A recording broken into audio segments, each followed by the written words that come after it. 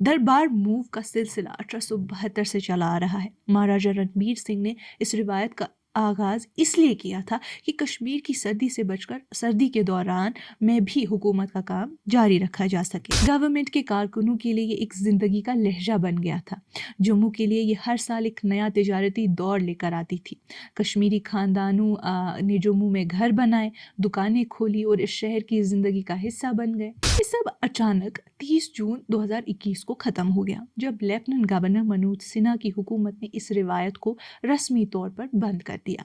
हुकूमत ने e office system पूरा करने के बाद कहा कि अब बाय एनुअल मूव जारी रखने की कोई ज़रूरत नहीं है। जब 42,000 करोड़ का कश्मीर रेल प्रोजेक्ट चालू हुआ तो जम्मू को बाईपास किया जाने लगा। कश्मीर जाने वाले और वैष्णो देवी के यात्रीगण सीधा रेल से गुजरते हुए जम्मू में रुकना कम करने लगे। सबसे पहले ये सीधा चैलेंज है बीजेपी को, जिसकी हुकूमत ने 2021 में दरबार मूव खत्म किया था और जिसका सियासी मरकज जम्मू के हिंदू मेजॉरिटी इलाके में है। मूव को वापस लाकर उमर ने जम्मू के साथ एक खो गया जज्बाती और इतारी ताल्लुक दोबारा हासिल करने की कोशिश की है।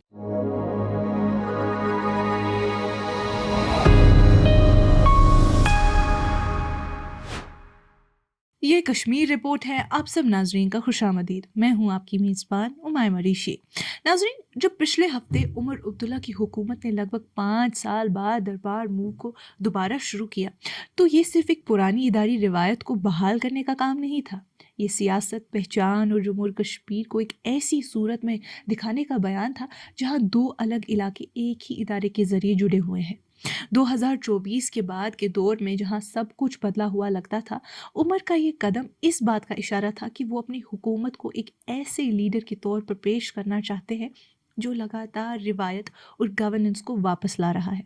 दरबार मूव का सिलसिला 1872 से चला आ रहा है। महाराजा रणबीर सिंह ने इस रिवायत का आगाज इसलिए किया था कि कश्मीर की सर्दी से बचकर सर्दी के दौरान में भी हुकूमत का काम जारी रखा जा सके। श्रीनगर को गर्मी के दौरों में समर कैपिटल और जम्मू को सर्दी के लिए विंटर कैपिटल बनाया गया। डोगरा दौर में जो सिर्फ ज़रूरत थी, वो बाद में एक ऐसी मिसाल बन गई जो दोनों इलाकों जम्मू और कश्मीर को ज़मीनी, ज़बानी और तहजीबी फ़र्कों के बावजूद जोड़ती है। 1947 के बाद भी दरबार मूव को एक ऐसे पुल के तौर पर देखा जाता था जो दोनों इलाकों के दरमियान एक मुश्तरका ख्यालात और ताल्लुक़ की निशानी थी। ये रस्म महंगी ज़रूर थी, मगर इसमें माने छुपे थे। गवर्नमेंट के कारकुनों के लिए ये एक ज़िंदगी का लहजा बन गया था। जम्मू के लिए ये हर साल एक नया तिजारती दौर लेकर आती थी। कश्मीरी खानदानों ने जम्मू में घर बनाए, दुकानें खोली और इस शहर की ज़िंदगी का हिस्सा बन गए। होटल्स और दुकानें फल फूल गईं और प्रॉपर्टी मार्केट भी जिंदा रही। दरबार मूव सिर्फ दफ्तर बदलने का अमल नहीं था, ये हजारों लोगों का मुसलसल सफर था जिन्होंने जम्मू को अपना दूसरा घर बना लिया था। ये सब अचानक 30 जून 2021 को खत्म हो गया, जब लेफ्टिनेंट गवर्नर मनोज सिन्हा की हुकूमत ने इस रिवायत को रस्मी तौर पर बंद कर दिया। हुकूमत ने ई ऑफिस सिस्टम पूरा करने के बाद कहा कि अब बाय एनुअल मूव जारी रखने की कोई ज़रूरत नहीं है। दोनों राजधानियों से डिपार्टमेंट्स को एक साथ काम करने का हुक्म दिया गया और दरबार मूव वाले मकान खाली करने के लिए कहा गया। सिन्हा ने इस फैसले को डिजिटलाइजेशन और एफिशिएंसी के नाम पर जायज़ करार दिया। उनके मुताबिक इससे हुकूमत को हर साल लगभग 200 करोड़ रुपए की बचत होगी, जो वेलफेयर और कल्चरल प्रोजेक्ट्स में काम आएगी। बहुत से लोग, खासकर जम्मू में, इस फैसले के खिलाफ उठ खड़े हुए। उनका कहना था कि दरबार मूव से जुड़ी पूरी माइशत, सीजनल तिजारत, रेंट और हॉस्पिटैलिटी एक दिन में तबाह कर दी गई। जब 42,000 करोड़ का कश्मीर रेल प्रोजेक्ट चालू हुआ तो जम्मू को बाईपास किया जाने लगा। कश्मीर जाने वाले और वैष्णो देवी के यात्रीगण सीधा रेल से गुजरते हुए जम्मू में रुकना कम करने लगे। शहर ने वही हालात महसूस करनी शुरू की जो पांथा कोट ने उस वक्त देखी थी जब रेल लाइन जम्मू तक पहुंच गई थी। एक शहर जो कभी रोशन था अब तन्हा रह गया। लेकिन हुकूमत अपने फैसले पर कायम रही। उन्होंने दरबार मूव के खात्मे को नए दौर के गवर्नेंस का निशान बताया। एक ऐसा दौर जहां 2019 के बाद जम्मू और कश्मीर को एक मॉडर्न यूनियन टेरिटरी के तौर पर दिखाया गया, जो रिवायत नहीं बल्कि एफिशिएंसी पर चलती है। अब उमर अब्दुल्ला का 2025 में दरबार मूव को वापस लाने का फैसला सिर्फ एक इदारी अमल नहीं बल्कि एक सोची समझी सियासी स्ट्रैटेजी भी है। اوپر سے دیکھا جائے تو یہ پرانی روایت کی طرف واپس لگتی ہے، ایک ایسی روایت جو دونوں راجدھانیوں کے درمیان توازن یعنی بیلنس کی نشانی تھی، لیکن اگر اندر سے دیکھا جائے تو یہ ایک ماہرانہ اور سوچی سمجھی سیاست کا حصہ ہے۔ سب سے پہلے یہ سیدھا چیلنج ہے بی جے پی کو، جس کی حکومت نے 2021 میں دربار موو ختم کیا تھا اور جس کا سیاسی مرکز جموں کے ہندو میجورٹی علاقے میں ہے۔ موو کو واپس لا کر عمر نے جموں کے ساتھ ایک کھو گیا جذباتی اور اتحادی تعلق دوبارہ حاصل کرنے کی کوشش کی ہے۔ یہ اس بات کا اشارہ بھی ہے کہ ان کی حکومت دونوں علاقوں جموں اور کشمیر کی نمائندگی کرتی ہے، نہ کہ صرف ایک کی۔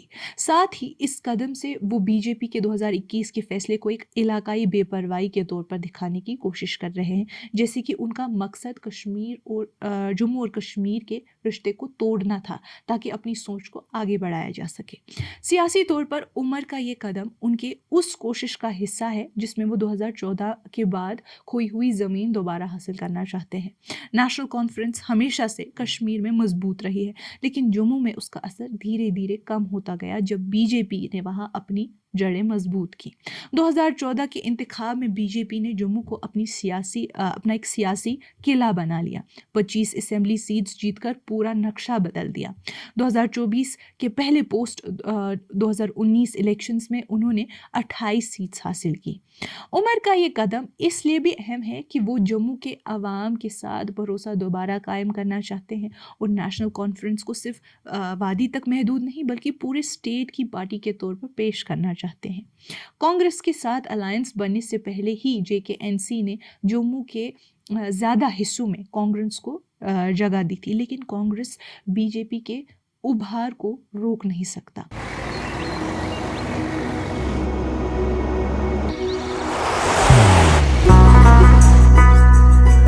محبت وہی جو دل سے ہو،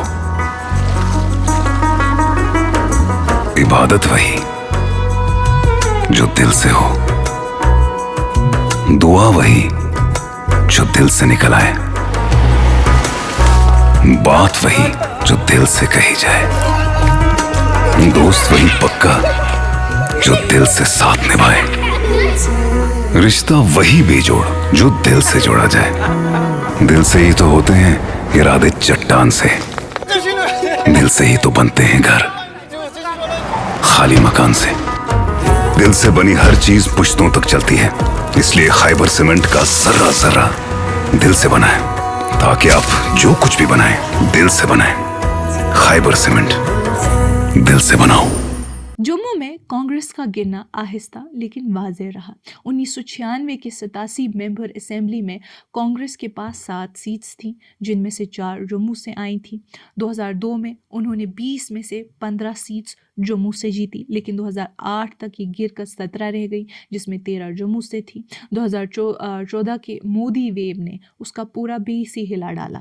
کانگریس صرف 5 سیٹس جموں سے جیت سکی، جبکہ اس کے پاس 12 ٹوٹل جیت تھی۔ 2019 کے بعد 2024 کے پہلے یونین ٹیریٹری الیکشنز میں پارٹی صرف 6 سیٹس جیت پائی، جن میں سے صرف 1 جموں سے تھی، وہ بھی مسلم علاقے سے۔ کسی بھی ہندو سیٹ پر وہ جیت نہیں پائے کیونکہ بی جے پی نے ہندو ووٹ پوری طرح سے سویپ کر لیا تھا۔ اس پس منظر میں اب جے کے این سی کو پوری لگن کے ساتھ کام کرنا ہوگا تاکہ وہ وہی جگہ بھر سکے جو کانگریس نے چھوڑی تھی، خاص کر اس علاقے میں جہاں اس کی سب سے زیادہ ضرورت تھی۔ دربار موو کی واپسی نے عمر عبداللہ کو ایک خاص فائدہ دیا ہے جو پچھلے ہفتے آفیسز کھلنے کے دن کھلی آنکھوں سے نظر آیا۔ وزارت روڈ اور رگھوناتھ بازار جیسے مصروف بازاروں میں لوگوں کی خوشی اور گرم جوشی ٹی وی کیمراز نے خوبصورتی سے کیپچر کی۔ یہ وہی سڑکیں تھیں جو 2019 کے بعد کے عرصے میں اکثر سست اور خاموش پڑ گئی تھیں۔ اس کے برعکس دوسری علاقائی پارٹیز محبوبہ مفتی کی پی ڈی پی اور سجاد لون کی پیپلز کانفرنس اب تک زیادہ تر کشمیر مرکز میں ہی سمٹی ہوئی ہیں۔ ان کا لہجہ اور سیاسی رویہ اکثر جموں کے ووٹ بینک کو دور کرتا ہے۔ عمر نے اپنی سیاست میں اس تفریق سے اوپر اٹھ کر چلنے کا راستہ اختیار کیا ہے۔ وہ نیشنل کانفرنس کو ایک ایسی قوت کے طور پر پیش کر رہے ہیں جو دونوں علاقوں کو جوڑتی ہے۔ ان کا اس سال کا بیان "We know our place, my only cry is that we have been shown our place" ایک ساتھ بغاوت اور خود آگاہی دونوں کا اظہار ہے۔ یہ دکھاتا ہے کہ وہ نشانیوں اور روایتوں کو اپنی سیاست کا حصہ بنا کر اپنی اہمیت دوبارہ قائم کرنا چاہتے ہیں۔ دربار موو کی بحالی انہیں یہ موقع بھی دیتی ہے کہ وہ بی جے پی کے گورننس سٹائل پر تنقید کر سکیں۔ جب منوج سنہا کی ایڈمنسٹریشن نے اس روایت کو ختم کیا تھا تو اس کا سبب ایفیشنسی بتایا گیا تھا، لیکن دونوں راجدھانیوں کے درمیان اس فزیکل موومنٹ کے ختم ہونے سے دوری کا احساس اور گہرا ہو گیا۔ جموں کے لوگوں کے لیے اس کا مطلب تھا کم مہمان، کم تجارت اور سردیوں میں سکون سے زیادہ سناٹا۔ کشمیر کے لیے یہ اس نمایاں نشانی کا مٹا دینا تھا جو سالوں سے دونوں علاقوں کے درمیان برابری اور اطمینان کا احساس دیتی تھی۔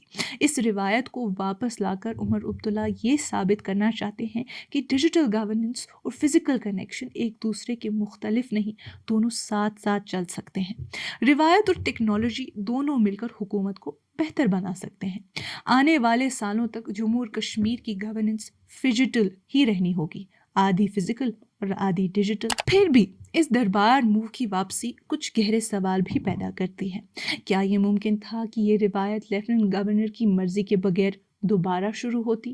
وہی عمر عبداللہ جو کچھ مہینے پہلے لیفٹیننٹ گورنر منوج سنہا پر اپنی حکومت کے کام میں رکاوٹ ڈالنے اور گورننس کو معطول کرنے کا الزام لگا رہے تھے، اب انہی سے مل کر ایک ایسے فیصلے پر عمل کر رہے ہیں جس میں سب سے اونچی سطح پر ایڈمنسٹریٹو کوآرڈینیشن ضروری تھی۔ یہ الجھن دلچسپ بھی ہے اور معنی خیز بھی۔ یہ اس بات کی طرف اشارہ کرتی ہے کہ پردے کے پیچھے کچھ سمجھوتے، کچھ پریگمیٹک الائنمنٹس ہوئے ہیں۔ جموں اور کشمیر کے پیچیدہ اداری نظام میں جہاں ایک الیکٹڈ گورنمنٹ اور ایک طاقتور راج بھون دونوں اپنی جگہ رکھتے ہیں، ایسی کوآرڈینیشن تبھی ممکن ہوتی ہے جب دونوں طرف سے کچھ لے دے کر راستہ نکالا جائے۔ اس کا مطلب ہو سکتا ہے کہ یا تو کوئی خاموش سمجھداری ہوئی ہو، یا پھر یہ کہ ایک بڑی سیاسی اسٹریٹجی کا حصہ ہو۔ شاید دلی کا یہ توقع کہ عمر کو ایک سمبولک ریورسل کا موقع دیا جائے تاکہ علاقے میں سیاسی اسٹیبلٹی برقرار رہے۔ لیکن یہ فیصلہ نہ تو بے مصرف ہے نہ بے بحث۔ ناقدین، خاص کر وہ لوگ جو چاہتے تھے کہ دربار موو کا خاتمہ پرانے ریاستی ڈھانچے کے دو حصوں میں تقسیم ہونے کی طرف لے جائے، اسے ریگریسو قرار دیتے ہیں، ایک ایسی ریاست جو کالونیل دور کی غیر مؤثر عادت کو واپس لاتی ہے۔ وہ پوچھتے ہیں کہ جب ہر چیز ای گورننس کے دور میں ڈیجیٹائزڈ ہے تو فائلز، ملازمین اور دفتری سامان کو ہر سال 2 مرتبہ ایک جگہ سے دوسری جگہ لے جانے کا خرچہ کیوں اٹھایا جا رہا ہے؟ لیکن حامی اس بات کا جواب دیتے ہیں کہ اس موو کا خرچ لگ بھگ 200 کروڑ روپے سالانہ اس کے معنی کے مقابلے میں کچھ بھی نہیں۔ ان کے نزدیک یہ صرف پیسوں کا نہیں، جذبات اور سیاست کا مسئلہ ہے۔ ایک ایسے علاقے کے لیے جو ابھی تک بے اختیاری اور تقسیم کے زخموں سے ابھر رہا ہے، یہ ایک سمبولک ری ایشورنس ہے کہ جموں اور کشمیر اب بھی ایک ہے۔ یہ واپسی اصل میں ایڈمنسٹریشن سے زیادہ اسرشن کا اظہار ہے۔ یہ عمر عبداللہ کی اس کوشش کو دکھاتی ہے جہاں وہ جموں اور کشمیر کو ایک مشترکہ سیاسی اور ثقافتی پہچان کے طور پہ دوبارہ تصور کرنا چاہتے ہیں، وہ تصور جو 2019 کے بعد کمزور پڑ گیا تھا۔ ساتھ ہی یہ ان کی لمبی مادی اسٹریٹجی بھی بیان کرتی ہے، ایک ایسی لیڈرشپ آئیڈینٹی تیار کرنا جو نہ صرف ان کے وادی سینٹرڈ سیاسی مخالفین سے الگ ہو بلکہ بی جے پی کے نیشنلسٹ نیریٹو کا مقابلہ بھی کر سکے۔ یہ دربار موو اس دفعہ کتنے عرصے تک قائم رہتا ہے، یہ اس کی سیاسی مستحکمیت اور ادارتی قدرت دونوں پر منحصر کرے گا، مگر معنی کے لحاظ سے عمر نے پھر سے تاریخ کا پہیہ گما دیا ہے، دونوں علاقوں کو یاد دلاتے ہوئے کہ جموں اور کشمیر کی حکومت کا روایتی ساز و سامان ہمیشہ موسمی رہا ہے۔ سرکار صرف راجدھانیوں کے درمیان نہیں بلکہ اختیار اور انتظار کے دوروں کے درمیان بھی بدلتی رہتی ہے۔ ناظرین، آج کی اس کشمیر رپورٹ میں اتنا ہی، باقی مزید معلومات کے لیے بنے رہیے کشمیر لائیو کے ساتھ۔